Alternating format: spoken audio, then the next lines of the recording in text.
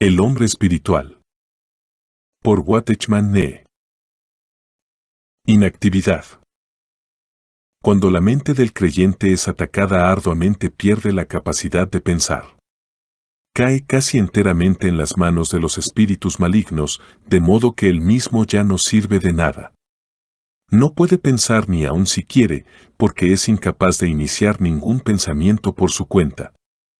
En realidad, hay miles de pensamientos sobre los cuales no tiene control alguno que pasan por su mente, pero no tiene poder para detenerlos e iniciar los propios.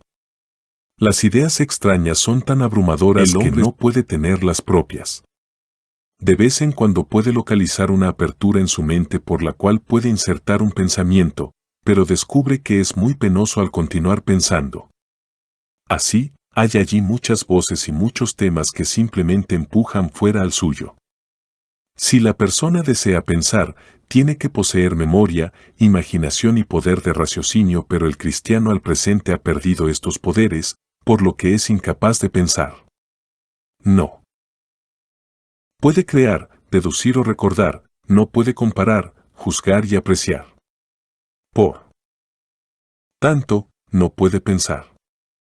Y, si lo intenta, experimenta una especie de sensación de mareo que ahoga todo pensamiento productivo. Como su proceso mental está ahora bajo servidumbre, el creyente, naturalmente, va a desarrollar un punto de vista desorbitado y desequilibrado. Un ratón le parecerá un elefante. Todo le parece tan difícil como ascender al cielo por una escalera. Teme de modo especial todo lo que requiera pensar. No le gusta conversar con la gente, porque esto exige mucho de él. El seguir con diligencia en su tarea cotidiana le parece requerir una concentración agotadora. Está amarrado por una cadena intangible que los demás no reconocen. Se siente extraño e incómodo como un esclavo que quiere rebelarse, pero no lo consigue. Así este cristiano vive como en un sueño. El tiempo se le disipa, pasado sin pensar, imaginar, razonar o simplemente ser consciente de algo. Como su mente es atacada, la voluntad queda afectada automáticamente, porque la primera es la luz de la segunda. Permite de modo pasivo ser echado de acá para allá por el ambiente y no hace decisiones por su cuenta. Cuando está lleno de nociones perturbadoras y no tiene paz, no puede abrirse paso de esta servidumbre para emanciparse. Le parece ser retenido por un impedimento invisible. Hay numerosas cosas que quiere hacer, con todo, cuando intenta hacerlas es abrumado por un sentimiento impulsivo de detenerse porque todas aquellas tareas son imposibles a sus ojos. Para él la vida ha pasado a ser una sucesión de obstáculos insuperables. ¿Cómo puede estar satisfecho? La inactividad de este tipo discrepa claramente con el tipo ordinario. Si la mente de uno está quieta puede ser activada cuando la persona quiere. Pero si la inactividad del cerebro es debida a la opresión de los espíritus malignos, no importa que se desee intensamente activarla, no se la puede mover ni un punto. La persona simplemente no puede pensar. Su cabeza parece cargada con una gran losa. Este es el fenómeno de una mentalidad profundamente afectada por los malos espíritus. Muchos santos que están continuamente preocupados contraen esta enfermedad de la inactividad mental.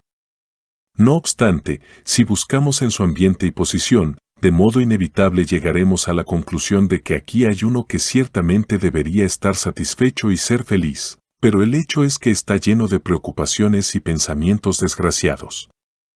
Pídele que te dé la razón de ello, y para él no hay ninguna suficiente. Sugiérele que se libre de sus pensamientos y te dice que es completamente incapaz de hacerlo. Él mismo no puede entender su situación. Le parece haberse hundido en una ciénaga de la que no puede salir. No sirve para nada el preocuparse. Está tan acostumbrado a preocuparse que no tiene fuerza para levantarse. Esta, naturalmente, es la mano pesada del enemigo. Si se tratara de una preocupación natural habría una causa, una razón suficiente.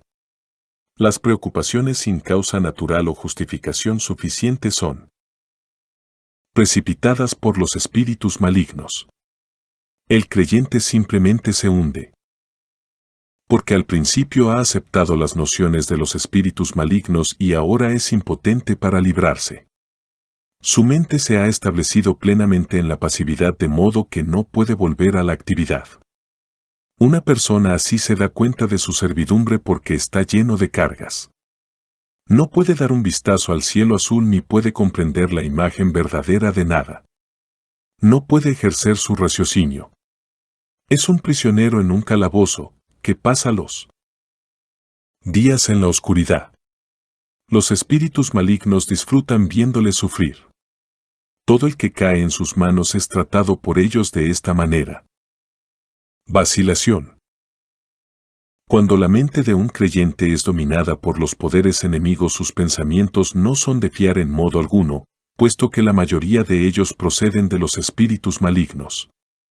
Los suyos propios son muy pocos. Estos espíritus pueden generar en él una especie de pensamientos, pero poco después engendran otro de sentido opuesto. Al seguir unas nociones tan cambiantes, el cristiano, naturalmente, se vuelve una persona vacilante. Los que están en él y trabajan en él le consideran inestable en su carácter porque siempre está cambiando su posición. En lo fundamental, sin embargo, son los espíritus malignos los que cambian sus pensamientos y alteran sus opiniones. ¿Con qué frecuencia encontramos cristianos que dicen en un momento, puedo, pero en el momento siguiente, no puedo? Declaran por la mañana, voy, y cambian por la tarde en un, no voy. La razón es que primero los espíritus malignos plantan en su mente el pensamiento de puedo, y le inducen a creer que puede de veras, sin embargo, luego le inyectan otro pensamiento contrario de no puedo, que hace que piensen que no son capaces. Así que no es el mismo quien altera lo que ha declarado inicialmente. En estas numerosas actitudes cambiantes podemos descubrir al adversario obrando en la mente de aquel hombre. Los santos puede que aborrezcan vivir una vida vacilante así, pero no tienen manera de estabilizarse porque no son dueños de sí mismos. Si rehúsan seguir las sugerencias extrañas, los poderes malvados falsificarán la voz de la conciencia y les acusarán de no seguir a Dios. Ahora bien, para evitar ser acusados, estos santos no tienen otra posibilidad que cambiar sus posiciones delante de los hombres. Esta alternancia y rasgos poco firmes proceden todos de la misma fuente. Al escuchar en su cabeza las sugerencias de los malos espíritus, los cristianos comienzan abruptamente a emprender muchas tareas, pero cuando los poderes enemigos cambian sus proposiciones, los cristianos cambian también su labor. Más allá de estos sucesos, los espíritus malignos, además, provocan a las personas a pensar en ocasiones inapropiadas. Les despiertan a mitad de la noche, indicándoles que hagan cierta cosa. Si uno rehúsa obedecer, empiezan a acusarle. O bien a mitad de la noche pueden sugerirles que cambien su curso, de modo que una decisión altamente importante se hace en una ocasión en que la mente es muy susceptible a la confusión.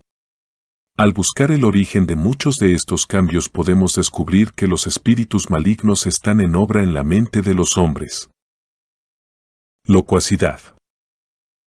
Los que pertenecen al pueblo de Dios, cuya mente es atacada por Satanás, con frecuencia tratan de evitar la conversación con las personas porque no tienen la fuerza de escuchar, porque, aunque intentan escuchar a los demás, los pensamientos que no pueden controlar van a la deriva por sus cerebros como nubes empujadas por el viento. Generalmente son muy locuaces, sin embargo. ¿Cómo su cabeza está hirviendo de pensamientos? ¿Cómo puede su boca no abundar en palabras también? Una mente que no puede escuchar a los demás, sino que exige que los demás le escuchen, es una mente enferma. En tanto que es verdad que algunos cristianos son locuaces por naturaleza, sin embargo, al no saberlo, puede que de hecho sean instrumentos en las manos de los espíritus malignos. Muchos cristianos hablan como fonógrafos que son propulsados por poderes extraños. ¿Cuántos hay que no pueden frenar sus lenguas de la murmuración, los chismes, las bromas y los sarcasmos? Su corazón es claro, pero son incapaces de poner fin o restringir estas palabras sin provecho. Parece que tan pronto como las ideas se han iniciado en su mente, y antes de que hayan tenido la oportunidad de pensarlas bien, ya han pasado a ser palabras. Los pensamientos acuden en oleadas, impeliendo a la persona a hablar. La lengua no es controlada por la mente o la voluntad. Sale un torrente de palabras sin que hayan sido pensadas o controladas por la voluntad. Algunas veces, sin embargo, son pronunciadas contra la intención y la voluntad de la persona que habla. Más tarde, cuando los demás se lo recuerdan, se sorprenden de por qué lo han dicho. Esto es debido todo a la pasividad de la mente. Los elementos satánicos pueden poner en actividad la lengua del hombre inmovilizando su mente. Empiezan mezclando sus pensamientos con los de esta persona y luego siguen mezclando sus palabras con las del que habla. Este cristiano debe entender sin la menor duda que todas estas expresiones han de ser el resultado de su propio pensar. Toda palabra que pasa por alto el proceso del pensamiento es formulada por los espíritus malignos. La obstinación. Una vez la facultad mental de una persona ha caído en la pasividad y es ocupada por los poderes de las tinieblas, de modo categórico rehúsa escuchar cualquier razón o evidencia una vez ha hecho su decisión. Ve todo intento de otro para hacerle comprender algo mejor como un atropello a su libertad. Le parece que es una necedad, los otros nunca pueden saber algo mejor que él. Sus conceptos pueden ser totalmente equivocados, pero él cree que tiene razones inexplicables. Como su mente está enteramente inmóvil, no sabe cómo examinar, distinguir y juzgar con la razón. De modo indiscriminado se traga todo lo que los espíritus malignos llevan a su mente y considera que es excelente. Cuando un individuo así oye una voz sobrenatural, de modo automático la acepta como la voluntad de Dios. Para él la voz ya ha pasado a ser ley, por tanto, trasciende la investigación de la razón. Si cual sea el pensamiento, voz o enseñanza, considera que es infalible y positivamente segura. Rehúsa poner nada a prueba, examinar o considerar, con tenacidad se aferra a ello y no quiere prestar atención a nadie. Ni su raciocinio ni su conciencia, ni la explicación y evidencia de los demás pueden moverle de su punto de vista. Una vez ha creído que es la guía de Dios, su mente queda sellada contra todo cambio. Y como no emplea su raciocinio, puede ser engañado fácilmente por los espíritus malignos. Los que tienen un poco de conocimiento ven el peligro, pero él lo devora como si fuera un dulce. Restaurar a una persona así ciertamente no es fácil. El síntoma de los ojos. Una mente que es pasiva y atacada por los espíritus malignos puede ser identificada por medio de los ojos. Los ojos del hombre revelan su mente. Mejor que cualquier otra parte del cuerpo. Si la mente es pasiva, una persona que lee puede mirar el libro, pero ninguna idea va a entrar en su cerebro ni va a hacer impresión en su memoria. Cuando habla con otros, sus ojos tienden a vagar de un lado a otro, arriba y abajo, en todas direcciones. Sin duda es una falta de modales, pero él no puede mirar directamente a la cara de otro. En otras ocasiones puede actuar en el extremo opuesto y mirar directamente a la cara del otro sin pestañear, como si estuviera petrificado por un poder desconocido. Este modo de mirar puede ser muy serio, porque el diablo usa este medio para inducir al creyente a una actitud de nigromántico. Con frecuencia, al mirar largo rato al rostro del interlocutor, el creyente empieza a dejar de escuchar lo que está diciendo, con la mente puesta en los muchos pensamientos que los poderes malignos en este momento están engendrando en su cabeza. Hemos de observar si el movimiento de sus ojos sigue el estado de conciencia de su mente o actúa de modo independiente del intento de su corazón. Cuando la mente es pasiva, los ojos de la persona son como si soñaran. Puede contemplar muchas visiones no vistas y peculiares, y ser incapaz de concentrarse para mirar lo que ésta desea ver. Finalmente, para recapitular, Los fenómenos de la mente del cristiano que está bajo el ataque de los espíritus malignos son múltiples y variados. Sin embargo, hay un principio bajo todos ellos: la persona ha perdido el control de sí misma. Según la orden de Dios, cada una de las capacidades del hombre, entre las cuales está el proceso del pensamiento de la mente, ha de estar sometida por completo al dominio propio del hombre. Pero si un cristiano, aunque sea sin darse cuenta, cede terreno a los espíritus malignos, estos pueden ocupar su vida mental y actuar de modo directo en ella, sin ser obstaculizados por la voluntad de la víctima. En consecuencia, si alguna vez un cristiano descubre alguna acción independiente en su mente, debe comprender que está bajo el asalto de los poderes de las tinieblas. La inactividad en lugar de la actividad, la inquietud en vez de la calma, el malestar debido a los pensamientos que fluyen y rebosan, la incapacidad de concentrarse o recordar, la confusión que no puede ser controlada, el trabajo sin fruto, la ociosidad durante el día y los sueños y visiones por la noche, el insomnio, las dudas, el descuido, el temor irrazonable, la perturbación hasta el punto de la agonía, pueden ser, cada uno y todos ellos, inspiración nefasta de los poderes del mal. Es necesario discriminar si lo son o no lo son. Capítulo 3. Los métodos de la liberación. Cuando la mente de un creyente ha sido víctima de los fenómenos discutidos en el capítulo precedente, debería buscar los medios de liberación. Lo que se ha descrito en este capítulo son solo los síntomas generales de una mente pasiva. No podemos determinar la condición de una persona dada en detalle porque hay variaciones en el grado de pasividad, la extensión del ataque del espíritu maligno y, por ello, la cantidad de daño causado a la mente. Sin embargo, debería afirmarse que tan pronto como uno se da cuenta de que ha encontrado alguno de los fenómenos antes mencionados, debería ejercer una precaución extrema, porque puede haber dado lugar al ataque de los espíritus malignos. En este caso debe buscar liberación. Los creyentes atacados suelen sorprenderse a causa de su ignorancia de los daños causados a su mente. Se sorprenden, también, de que hayan carecido de la menor sospecha de la condición caída del órgano de su pensamiento. Les parece que entienden mucho sobre estas cosas, pero por lo que se refiere a su propia mente, no saben prácticamente nada. Ni aún se dan cuenta de lo serio que ha sido el daño infligido hasta que alguno se lo indica. ¿Por qué estas personas no lo han discernido antes? ¿No es esta misma carencia una indicación de que nuestra mente y los espíritus malignos poseen alguna relación especial que da como resultado la debilidad de nuestro conocimiento con respecto a nuestra mente? Todo aquel que haya sufrido este tipo de daño puede contestar esta pregunta. Las estratagemas de los espíritus malignos. Si los ojos de este creyente han sido abiertos para ver su condición, es natural que procure obtener liberación. Se da cuenta, sin embargo, de que los espíritus malignos no van a dejar escapar a sus cautivos ni presentar batalla. Aplicarán hasta el último esfuerzo posible sobre la persona para impedir que consiga su liberación. Los espíritus malignos sugerirán muchas mentiras para usarlas como excusa. Por ejemplo, aquellos hermosos pensamientos súbitos son de Dios. Las revelaciones fulgurantes son fruto de la espiritualidad.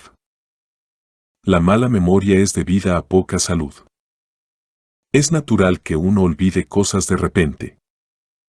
Tu hipersensibilidad es debida a tu temperamento. La poca memoria es heredada.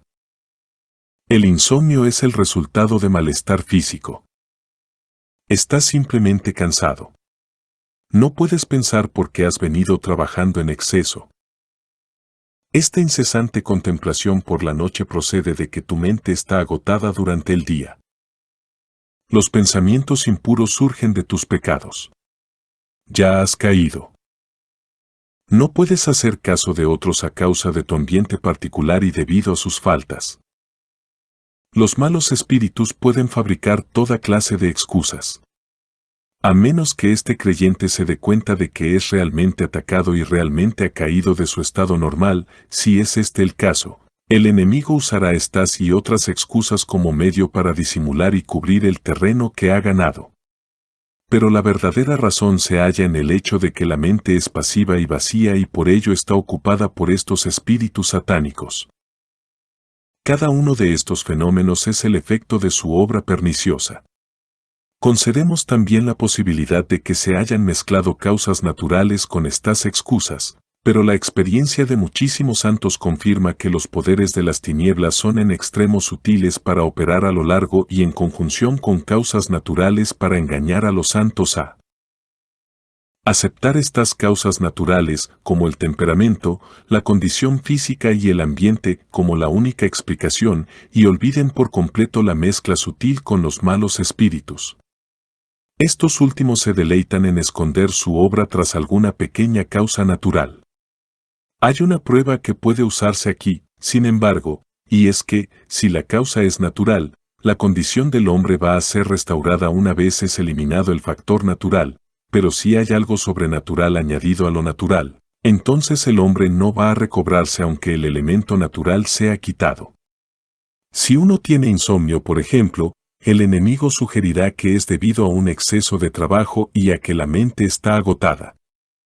Si se escucha esto y se cesa de trabajar y se descansa durante un periodo sin ejercitar la mente, pero los pensamientos siguen inundando la mente y van de un lado a otro durante el sueño, esto demuestra que la enfermedad no es enteramente debida a causa natural, hay algo sobrenatural añadido a ello en algún punto. Si uno no trata el aspecto sobrenatural, la eliminación del elemento natural no servirá a propósito alguno. Es de gran importancia que los hermanos que tienen estos problemas examinen hoy la fuente de estas excusas. Los poderes malvados son muy hábiles en engañar a la gente por medio de sus explicaciones en términos de fenómenos naturales que son estratagemas. Les llevan a imaginarse que están equivocados. Estos individuos así, inconscientemente, cubren lo que están haciendo los espíritus malignos. Como resultado, el cristiano debe examinar cuidadosamente toda excusa que le viene a la cabeza. Toda razón debe ser escudriñada y todo síntoma en la mente debe ser buscado. De otra manera, si interpretan lo sobrenatural como natural, si es este el caso, han cedido terreno al enemigo. Toda opinión que se tenga sobre uno mismo debe ser probada, para que no se ceda nuevo territorio a los espíritus malignos antes que el antiguo haya sido recobrado. Debido a esta larga capitulación, una persona puede cometer fácilmente el error fatal de defender las operaciones malévolas de los espíritus malignos. Esto es necesario evitarlo, porque, si se hace, se les ayuda a disimular la causa verdadera de su ataque. Aunque el creyente sufre, a pesar de todo está colaborando con los espíritus malignos para que puedan preservar su terreno. Las huestes del diablo en esta coyuntura están incitando a la carne del creyente a que coopere con ellos. En realidad, la carne siempre coopera con el diablo. Si por no quedar mal o por cualquier otra causa, el cristiano rehúsa creer que su mente puede en modo alguno estar ocupada por el diablo y se niega a escuchar nada con referencia a él y sus obras. Esta aversión a examinarse por miedo de que se pueda perder la experiencia espiritual es un gran obstáculo a la liberación. Puede contestar varias cosas: no necesito liberación, ¿por qué voy a querer ser liberado? Carita sorprendida, he vencido por medio de Cristo, Él ya ha vencido a Satanás, de modo que ahora no presto atención al diablo, sino que lo dejo a Dios. Centro mi atención en Cristo, o bien, no sé nada de cuestiones satánicas, o bien, me concentro en la predicación del Evangelio, ¿por qué tengo que hacer caso de Satanás? Estas y muchas otras respuestas las usa este creyente para rechazar la idea de que las acciones de los espíritus malignos operen en él. Es posible que su mente haya sido ya trabajada por Satanás y por ello esté aprensivo sobre el hacer frente a la situación una vez se le ha mostrado. La verdad es que el creyente está familiarizado con muchas cosas ya respecto al diablo y no le importa saber nada más. Con todo, el Evangelio de Jesucristo salva a la gente no solo del pecado, sino también del diablo. ¿Por qué? pues, tener miedo si el diablo es mencionado cuando se predica el Evangelio? ¿No es esto similar a la persona que ha cometido cierto delito y tiene miedo de que se mencione aquel delito particular? Debido a su preocupación con el diablo, el creyente se resiente de que la gente le mencione. En el fondo de su corazón alberga el temor de que su verdadera condición podría ser revelada. Supongamos que soy invadido realmente por los espíritus malignos, se dice a sí mismo, en este caso, ¿qué es lo que se puede hacer sobre ello ahora? De esta manera habla a los otros como hemos indicado antes, tanto para cubrir la cosa como para consolarse él mismo. Pero si el creyente recibe y acepta la luz y empieza a buscar liberación, los espíritus malignos comienzan a derramar en su mente cargas de acusaciones sobre toda clase de errores, que le condenan y reprueban con tal furia que se queda sin energía para recobrar su terreno perdido. Ellos saben que ha obtenido luz y que no pueden engañarle ya más. Por tanto, cambian sus tácticas y empiezan una interminable cadena de acusaciones: te equivocas, te equivocas. Durante este periodo, el creyente, como no vislumbra ayuda, tiene la impresión de que se está hundiendo en un pozo de pecado. Pero si puede reconocer esto como simplemente una mentira de Satanás, va a levantarse y resistir. Vencerá. La experiencia nos enseña que inmediatamente después de que uno haya captado la verdad de haber perdido la soberanía de su mente y en consecuencia empieza a procurar recobrarla, va a sufrir, muchas veces, más que en los días anteriores. Los espíritus malignos van a intentar una lucha final con él. Empiezan a emplear su táctica acostumbrada de mentir, insinuando que no puede recobrar su libertad, puesto que se ha hundido demasiado en la pasividad y que Dios no está dispuesto a concederle la gracia de nuevo, o que será mucho mejor para él si no resiste, o, en todo caso, que nunca llegará a ver el día de su liberación, de modo que no vale la pena que sufra tanto para conseguirla. Todo hijo de Dios debería saber, sin embargo, que no debe vivir por la gracia satánica. Necesita libertad, aunque tenga que morir para recobrarla. Nadie puede haber caído en la pasividad hasta el extremo de hallarse más allá de toda posible liberación. Dios está a su lado y será liberado. Cuando conoce la verdad y reconoce que su mente nunca ha sido liberada o solo parcialmente liberada de los poderes de las tinieblas, el Hijo de Dios, naturalmente, se levantará para presentar batalla contra los espíritus malignos a fin de derribar su fortaleza. Entonces, si en aquel punto se da cuenta de que las armas de guerra tienen que ser espirituales, porque las carnales no sirven de nada. No puede liberarse a sí mismo haciendo resoluciones o adoptando medidas para mejorar su memoria y pensamiento. Su mente es cautiva de poderes sobrenaturales que no pueden ser expulsados o destruidos por métodos carnales. El creyente no sueña nunca que los poderes de las tinieblas puedan haber usurpado tan profundamente su cabeza hasta que se da cuenta de la verdad por sí mismo y se prepara para recuperar el territorio perdido. El Hijo de Dios, pues, llega a ver lo oscuro, romo, pasivo y fuera de control que es el estado en que se encuentra su cabeza. El diablo va a usar varios medios de tortura en su mente, amenazándole de que no adopte ninguna medida para recobrar el territorio perdido. Esto convence al creyente más que nunca de que su vida mental es definitivamente una fortaleza del enemigo y que él no tiene control completo de ella. Ve que el enemigo intenta impedirle que vea las verdades que desea aprender, porque es capaz de recordar las cosas no esenciales, pero totalmente incapaz de comprender o recordar las que son vitales. Comprende que hay una fuerza opuesta en su cabeza que está en contra de la verdad y que él le ha dado consentimiento para que entre. Ahora empieza la guerra para la liberación de la mente. ¿Está el cristiano contento de seguir siendo la fortaleza de los espíritus malignos? Si no, ¿quién puede resolver este problema? Dios. No, es el hombre mismo. Él debe escoger si quiere ofrecerse él mismo enteramente a Dios o permitir que su aparato pensante siga siendo un esclavo de Satanás. ¿Van los poderes de las tinieblas a permitirle que utilice su mente? ¿Van a permitirle que derrame sus pensamientos corrompidos a través de la mente de los salvados? ¿Van a propagar a voluntad sus enseñanzas por medio de su mente? ¿Va a ser posible que ellos resistan la verdad de Dios manipulándole en su intelecto? ¿Pueden dañarle y atormentarle por medio de la mente? El cristiano mismo es el que ha de decidir la cuestión. ¿Está dispuesto a seguir siendo un títere de los espíritus malignos? Tiene que hacer una decisión, pues de lo contrario la liberación no es posible. Indudablemente, toda decisión por Dios no significa que ya haya vencido.